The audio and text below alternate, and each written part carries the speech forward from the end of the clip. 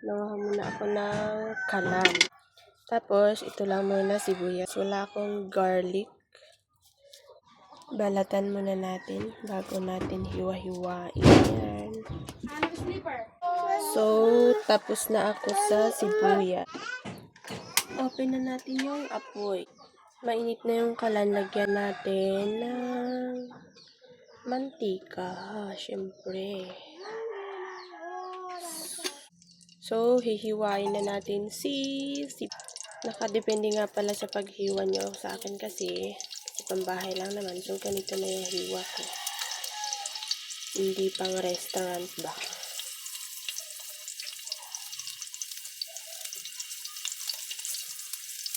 Wala tayong garlic kaya dinagdagan ko na lang yung sibuyas.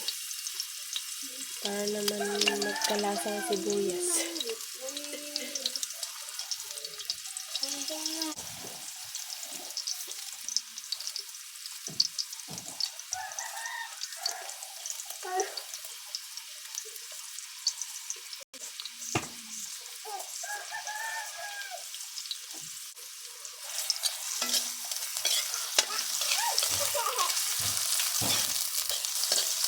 Hintayin lang natin mag-brown kunti, tapos ilagay na natin yung gulay.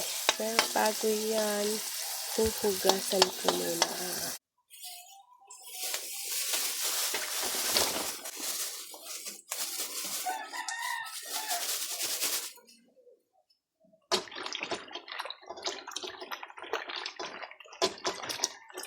So, malinis naman at kahihiwa lang bago natin mabili.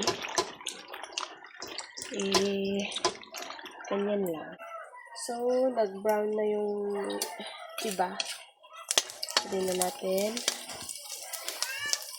ilagay yung gulay. Wala nga pala akong ibang sahog. As in gulay lang. Wala rin akong kamatis. Naubusan ako ng kamatis.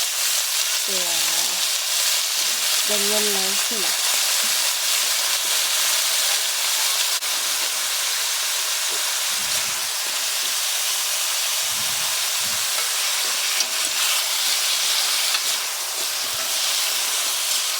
Ang gagawin natin ay aasa na lang ako sa oyster para naman magka-akan yung lasa. Halo-haloin muna bago idagdag yung oyster natin. Saan ka pa? May kamote pa siya. Lalagyan na natin ng oyster na masikas.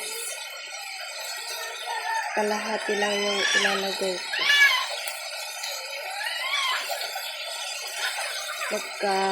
Lasang-lasa lang naman.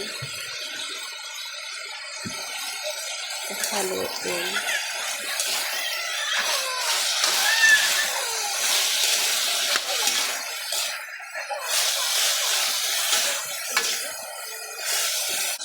Add some water.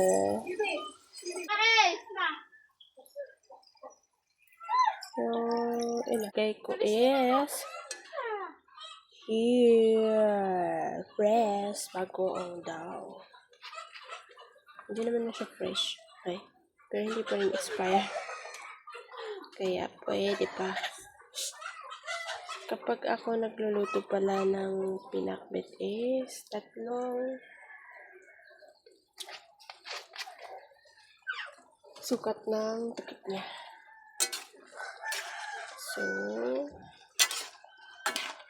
So, tatakpan na lang muna natin hanggang sa maluto din, ready to eat.